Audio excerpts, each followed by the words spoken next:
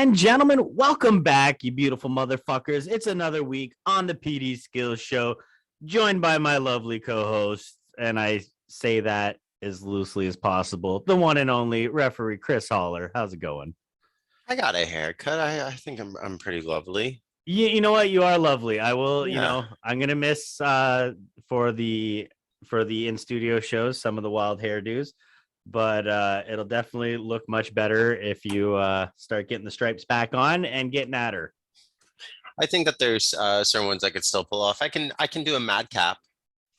Yeah. Oh, yeah. You could still do some of the hairdos. I thought you Yeah. meant for there was still some you could have pulled some of the places you could have pulled off reffing with the haircut. And I'm like, absolutely, because there is a lot of bum ass refs out there with scraggly hair. No.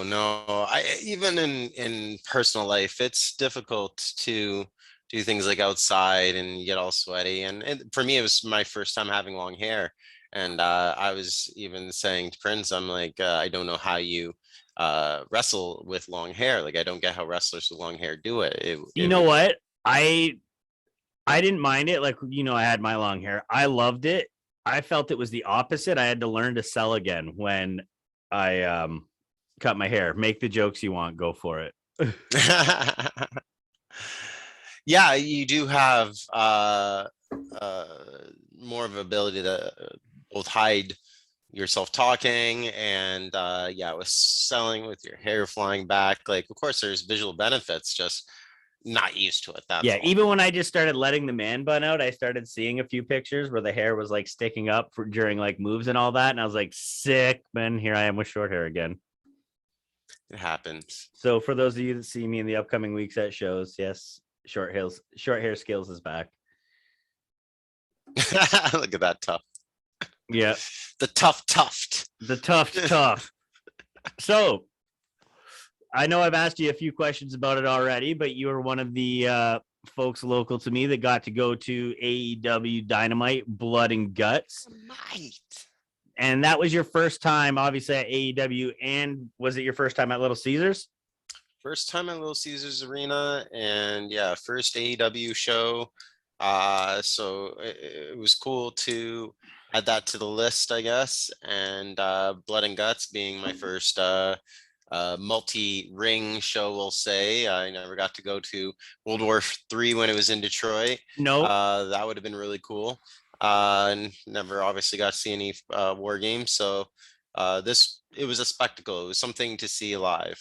Now, how did it stack up? I mean, obviously, it's been a while since a WWE event for you, but how did it stack up against WWE at Joe Louis?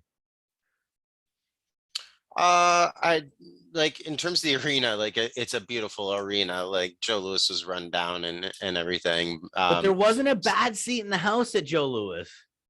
And I feel the same here. You think that they captured that? Like, of course, I didn't see like the upper deck area and the view from there, but from every angle that I saw from people that were there, they had a pretty good view of things. So the setup was good. They had a smaller stage so that they could have more seating up above, behind, and that was fine. And then just with, again, the cage at the top, I don't think they could have fit that in the Joe the same. So they needed a ceiling like that. Now, I haven't been to a show since all the fucking craziness in the world. How was getting in, the experience of going to a show? Like, did it feel like world's back to normal, kind of? Oh, for sure. Definitely. There was nothing different in terms of like any COVID type stuff or anything like that. The last show I was at was NXT the week before the pandemic and Livonia, and that was a disaster in terms of I guess they sold too many tickets for what seats they had, and so we had to stand like behind at the very back, and it was really hard to see for that show. And I guess I had the same problem because I had the floor seats here, but it was a little bit different. The other one I had no seats at all, but it was still your typical wrestling experience, I guess. Checking out the merch and buying some food. And now, have you went back and watched it on film? I did most of Dynamite and Rampage, and actually I was going to watch Dark Elevation after this. So Yep. I would like to Dark see Elevation on at the time of recording. Our jobber guy there. against Yes, for those no that spoilers. don't know the joke, because no, this is going to air on Tuesday, so Dark Elevation will have already Tuesday, aired. yeah. Yeah. So what was the chant of the night for you? So during Anthony Ogogo match, or I called him Anthony Opogo, he wrestled some local guy. They announced him as from Detroit, so people were cheering him for that. And then during his match, no one knew his name, and so the crowd was chanting, "Let's go, Jobber! Let's go, Jobber!" Only in Detroit, like Detroit, Toronto, Chicago, maybe like the really fierce cities. I feel like that'll happen to people. Oh yeah. Actually, it wouldn't happen in Toronto because I feel like everybody knows who everybody from Ontario is. That's true. Everyone would be behind them. Whoever was there, they would have some fans in the crowd for sure. Yeah. I remember when Tomer Shalom was on Raw or SmackDown. I was Jean-Luc something or whatever. They gave him a French gimmick, whatever the case was, but that fucking made me laugh. Where I've seen a lot of guys from Ontario get to use their names where they're like, no. Phil Atlas versus Kozlov on SmackDown. Yeah. My favorite sentence to say. I did the job to Phil Atlas. I did the job to Phil Atlas. Are you showing me that machine gun fucking quote? I was IWGP Tag Team Champion. Yeah. I jobbed to Phil Atlas. That was marvelous. So now that you've gotten the chance, obviously, to go to the event and then watch it back, do you feel like they missed a lot on camera? Some, yeah, I would say obviously in the Battle Royal, probably more so. I almost called it War Games and got sued. In Blood and Guts, you had more of, I guess, structured spots, right? Not as much just randomness. So that wasn't as bad, but yeah, during the Rumble, just because you have the two rings. But I think it really needed more people in it, and I think it could have worked well. And the multicam or maybe with the announcers announcing the different rings, and that way keeping the eye on the action on different rings. Yeah, exactly. Again, that's what they did in the World War III, and you could so like easily do that even if it's not what we see at home, each announcer has a hard cam for their appropriate ring because they just call what they see on the monitors, right? Exactly. So no, that would be definitely smart. I'm not saying that World War III is the best model to go on from a production standpoint, but it was I think a nice aspect of that was required. Being up close and personal, how wild was it watching Sammy go off the top of the cage? It was to the right of me, so it was a little bit harder to see, but because you were on the floor. Like if somebody's higher up, I feel the gauge is different, but you're on the floor, right. So like you get a scope of how big that cage really is. I also didn't see the crash spot either, so for me it was just he just died, like Sammy's dead. You just saw him disappear. We're gonna ride tonight. Our homie Sammy died tonight. That's an old South Park. But yeah, like I enjoyed it overall. Like I had said, aside from a couple things, like feeling I was missing some of the good stuff, and hearing Jericho ask if they were going to commercial, that part sucked. But I mean, you can't help that. I mean, It's a match that is usually on pay-per-view. There's huge spots. I understand why he had to ask because nobody wants Sammy Guevara going off the top of the cage at commercial. Yeah, exactly. Yeah, and maybe that could have been communicated better, but tough thing to do. Tough call. And then the Rumble. So how did you feel about the Rampage Rumble, like the format they did and everything? Because I didn't even totally understand the format until you told me because I loved it. Like I said, all I wanted was more people in the Rumble match for it just to be more full, to make more sense for two rings. So I think that would have added to it. I wonder how far in advance they planned the Rampage Rumble, because I'm like, they could have had some people from Japan stick back. Yeah, I think there was a COVID situation, so a lot of guys weren't there that could have been involved, and it could have been maybe 15 on each ring, which I think if they want to do it again, it was 10 in each. Yeah. So if they could do 15 in each and have a 30-man, like maybe even on a pre-show or something, I think that would be really cool to see. I wonder if they would have went final 10 in one ring if that was the case. Because I was complaining about that, and you had said like there's not enough people to do it. Yeah, usually they would do once it would get in World War III. I think it's easier with 2 rings to narrow Yeah. it down. You just wait till there's 2 guys down in each ring, and then they all get together and you have a final 4. Yeah, and that's dope. But I enjoyed it. It was like you said, it could have used more people, but that's, you can't help that sometimes. I mean, we know they have the roster at the end of the day to support it. They've got a huge fucking roster. Exactly. And But even Tony Khan came out at the beginning of the show before on camera. It was on camera, and he said that we're going to try a new match type tonight and see how it goes. And you got to remember 9 potential, and that's the only downfall is 9 potential candidates to be in that match. Actually, if there was no blood and guts match, we would have had a full 30 because they would have slid someone else in. Because I'm sure they had enough to make it like 21 or 22, but that's a weird number. Right. So, I mean, it's fair to say that if they would have just had a title match or something, if there was no blood and guts, but then there'd be no purpose for the 2 rings, mind you. But like, that's 10 guys in a match. Was it 10 or was it 12? In blood and guts, I feel like it was 10, but you had Santana, Ortiz, you had Kingston. No, it was 6 because we had Blackpool Combat Club, 3 members from them, right? And then we had and then we had LAX. I'll still call them LAX. For now, it sounds like they're on thin ice too. The 2 of them there. Yeah, you were saying that. It's not like, I mean, the reports sound like Santana's on the way out. So, and you were saying it seems like there's been a drift there. So that's fucked up. That's a shame to hear because they never got their due in AEW, and they never got to hold the belts, and it's gonna end that way, and it's fucked up because they're OGs. Yeah, and I really thought that they would have definitely had a time with it, But I mean, people got to get used to it because we're gonna run into the same things we see in WWE, where like not everybody can be champion, and especially in such a short amount of time.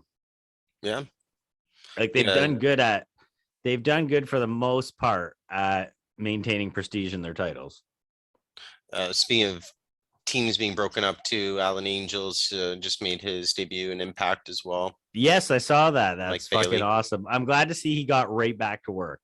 Yes, definitely. But I mean, he had a banger with Omega by all, like, for what was the time frame given, shit like that. The purpose of the match, banger by all means. Got his arm broken by Danielson, right? Was his the arm broken? I mean, he was in that Danielson stretch of wrestlers destroying them. Yeah, it was awesome. Like he's got some great matches on his resume. He's gonna be all right. Oh yeah, definitely. He might even, who knows? He might even end up at AEW again once he repackages himself. Exactly, he's young. I think a lot of those Dark Order guys are pretty young, other than Uno and Grayson. But I mean, in terms of 10 and 5 and Silver and Reynolds. Yeah, Grayson being God was weird. I have no idea. It's weird. Like I think it's just because I say weird because we're so acclimated to a publicly traded company where releases are made public all the time. Right. That with AEW, it's like, did Coke change its recipe and not tell us? Well, his contract just ended. Like he wasn't released. Like it wasn't like. Yeah, that's what I mean. It's just we don't hear about it as much. Right. Because it's not a publicly traded company, which is kind of cool. I like the mystique of it. I don't want to know everything sometimes. I know, and some fans think that that's better. They think that's better not only if they know everything, but also if everything went exactly the way that they want it to go.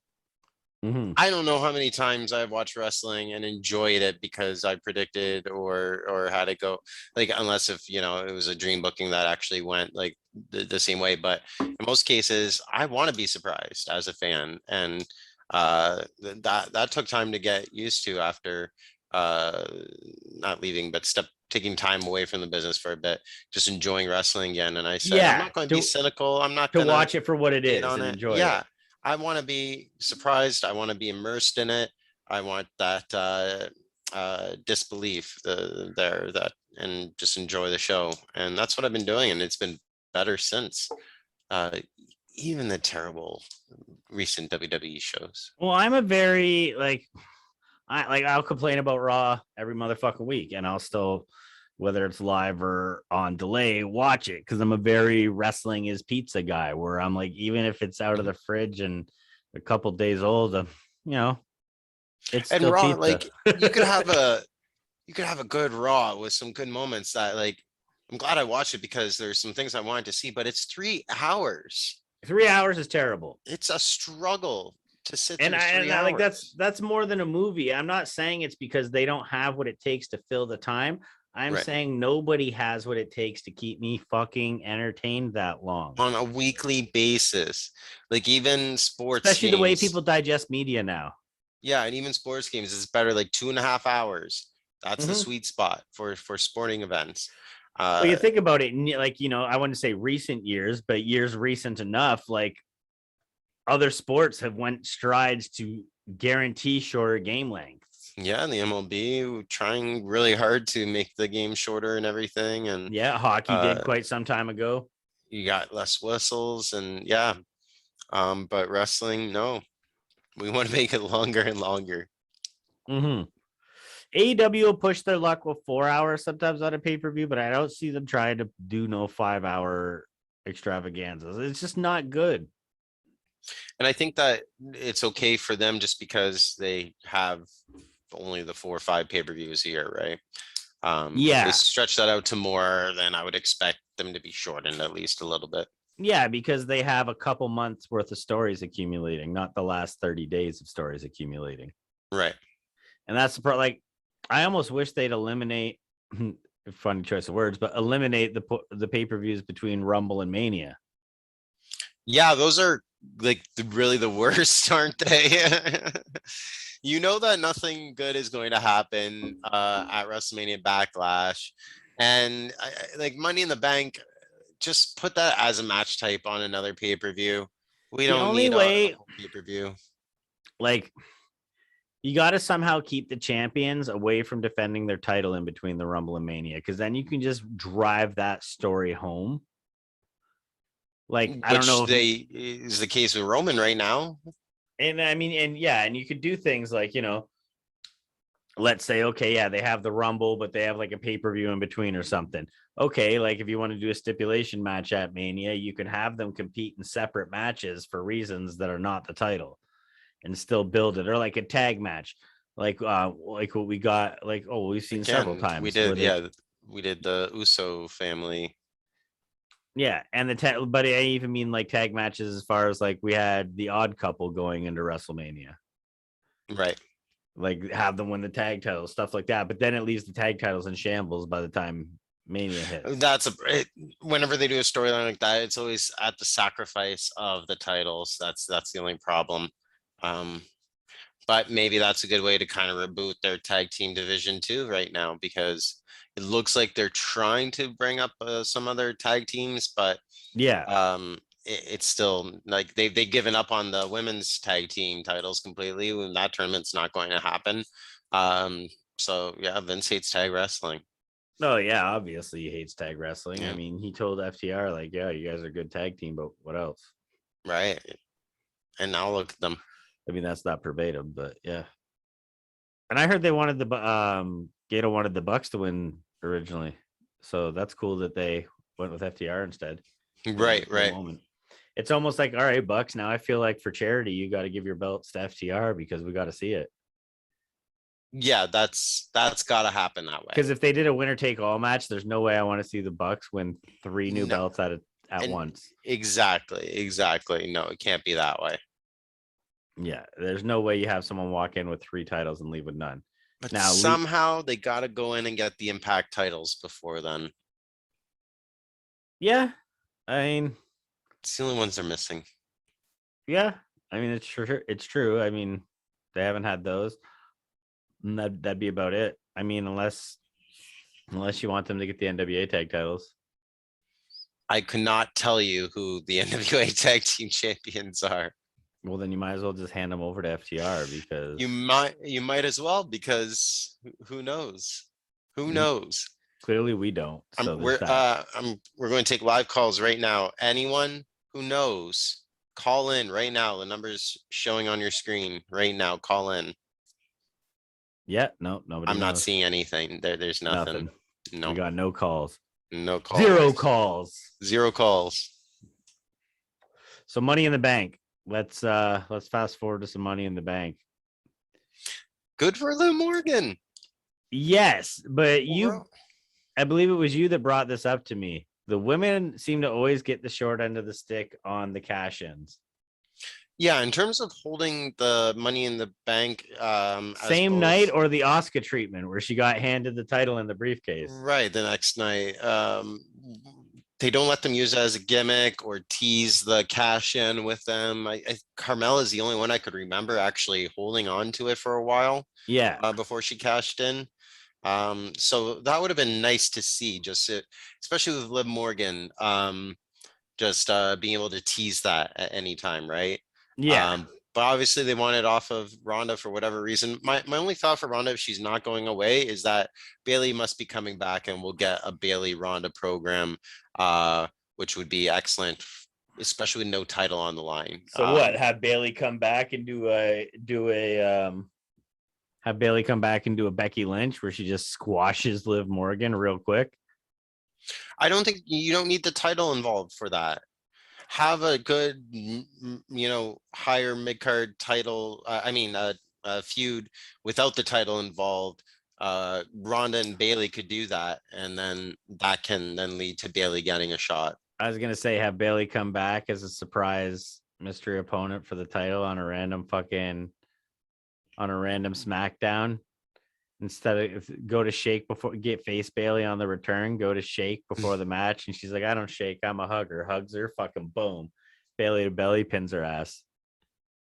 I just don't know if they'll do that to Liv, but they did it to Bianca do Belair. Yeah, but she's champ again. So yeah. But she was red hot and they stomped her out. But we knew that she would at least get it back. I don't know. And it didn't even make me hate Becky Lynch because it wasn't even heel heat for me. It was booking heat. And I was like, fuck this. Yeah, and that's what I was. I don't like when they mistake booking heat for heel heat. We both go for a sip at the exact same time. A terrible rookie move in podcasting. No, it's okay. It's okay. But it's like a yawn, like the sponsors don't give a fuck. I asked them. Right. Yeah. I was like, do you guys care about dead air, swearing, drug use? And they were like, no. And then that's good. I turned off the light, walked away from the mirror, and called it a day. It's really good that you have Big Boy as your sponsor. I do. I love Big Boy. Yeah, I appreciate all the work they do in feeding the people. And then Austin Theory, obviously, for men's Money in the Bank. There was a men's Money in the Bank. Yeah, we'll move on to that. How'd you feel about that one? For those of you that are tuning in at home, he is on the audio version. He's doing the smiling with Vince Austin Theory attempting it. Now. Yeah, I think it's fine. Like, you want to give it to somebody young. They've been pushing them, great, all of that. I just think that with the current champions, people aren't buying it as much because no one sees him as a threat to either the challenger or the current champion that they're building for the next pay-per-view. And to try to imagine Theory going over or ending Reigns' reign, it's hard to believe at this point. I'm not saying that he won't. That's the thing is they need to give somebody that needs it has to be the one to beat him. Right. We don't want another Brock beats Taker. Yeah, no, and Theory would be good for that. I just don't. And like I just don't know if people would buy that yet. I didn't buy it when Jericho won. I didn't buy it when Edge won. There's a lot that I didn't buy. Like, and they all ended up being great. So maybe like we both had a big fan base beforehand.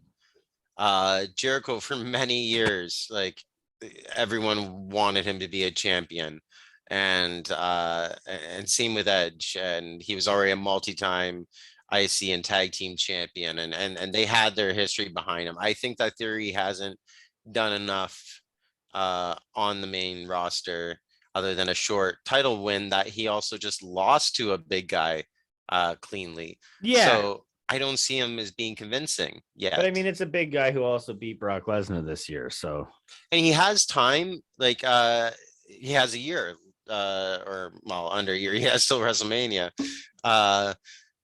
Do they? well, no, they say a year. is They it say a year. Okay. Because Okay. remember, Dolph Ziggler cashed in the night after WrestleMania. That's true. Okay. So he has a year. They have time to build him as that, as long as they're not looking for a quick cash in, which I hope not, because then we would get Theory versus Drew McIntyre headlining 70,000 people in UK, and then Theory headlining in Saudi Arabia. I just can't see any of those things happening. So if it's to happen, it will be in 2023. You think so? Or Survivor Series. Because I mean, I never thought Seth, of all people, would cash in at Mania and then turn into a legitimate champion. It's weird. There's a lot of these ones that are weird to me, and I don't understand them. And then they turn out good. Like Edge was fine, Jericho was fine. There was nothing wrong with it. I just didn't see it already. Yeah, I just think it's just the experience and the exposure. Theory hasn't had that exposure yet. Mm-hmm. And like you said, if they span it out, he'll get there. But I mean, until then, hopefully they at least book him strong and don't have him. They don't do the formula of him lose, and then cash in Money in the Bank, and then we're supposed to buy him as a champion. Right. Exactly. And that's what I mean. After that loss to Bobby Lashley, he needs some legitimate big wins going in and teasing it often. He can definitely tease it. But I think that if they are going to pull the trigger, and because he could also be a failed cash in too, No, I don't. We could go through this time and he's not getting over, and then they just say forget it, and then yeah, that's true too. They have that option. Yeah. So yeah, no, that's just my theory. That's your theory. Nice. Well, yeah. So there's that. So we've covered Blood and Guts. We've covered Money in the Bank. We'll cover stuff less people want to hear about. What I've got going on the next few weeks. So this weekend in Hamilton at the Hamilton Convention Center, we got Courage Pro Wrestling, Pride and Honor. I am advertised to go 1-on-1 with Warhed in traditional rules match. So not hardcore. And then the next time I am advertised to appear after that is the one I'm really looking forward to. It's gonna be me and my illegitimate son, that Kyle, at New Frontier Wrestling at the Rock Pile in Etobicoke, and that's in a strap on a pole match. Yes, everybody has enjoyed the word strap on. I just hope that it buffers for everyone in between strap on and then pull. No, I hope it doesn't. But I do have, for the video viewers at home, the first look at the beautiful, for scale with a lighter, the beautiful 4-inch thick strap of leather that will be hung at the corner of the ring for mine and Kyle's match. It's gonna be hung at the corner. For the audio version, this has gotta be even better. This 4 inches is hung in the corner. And 4 inches is hung. Actually, somebody did the math, and if you're 4 inches, you're hung like a horse. For scale, but by scale, by body weight scale, if you have a 4-inch, on average, if you have a 4-inch dick, you're hung like a horse. So the more you know. That's actually incredible. Yeah. Yeah. So I'm hung like 2 horses. That's great. There you go. Yeah. You're hung like a pony. Now, with Warhed, how are you going to capitalize on him not being able to use the dick punch? Actually, he has a weakness. I'm going to continuously, because that's why I keep putting in all my statuses, hashtag no dick punch zone. I'm gonna go out and say my whole game plan is to continuously just throw my dick out there like it's free. Right. Try to get him intentionally disqualified. Yeah, I'm gonna get him to punch me Make in the it dick, tempting. Make and it I'm look gonna pretty. pick up a disqualification win this weekend at Courage Pro Wrestling because I'm going to offer him the penis. Yeah. Yeah. Make it look presenting or inviting, I should say. Yeah, You know? it is. Wrap a bow It is around Pride it. and Honor. It is Courage Pro Wrestling's Pride show. So, in honor of said Pride and Honor show, I'm just gonna offer the penis to Warhed and pick up a DQ win. A D. Actually, you know what? Win. I don't even feel like that should be disqualification. I don't think we're setting the tone right. If a male touches another male's penis and it's a disqualification, I don't think that's right for the premise of the show. So I may have to consider that. I may not be able to offer the penis because maybe that'll be a change in the rules. There'll be an amendment. Right. There should be an amendment. I am challenging the wrestling rule book. Yeah, challenging the wrestling rule book. Well, anyways, that's this week. You can follow me at PD Skillz Show. Catch the podcast anywhere you get them and check out all the old episodes.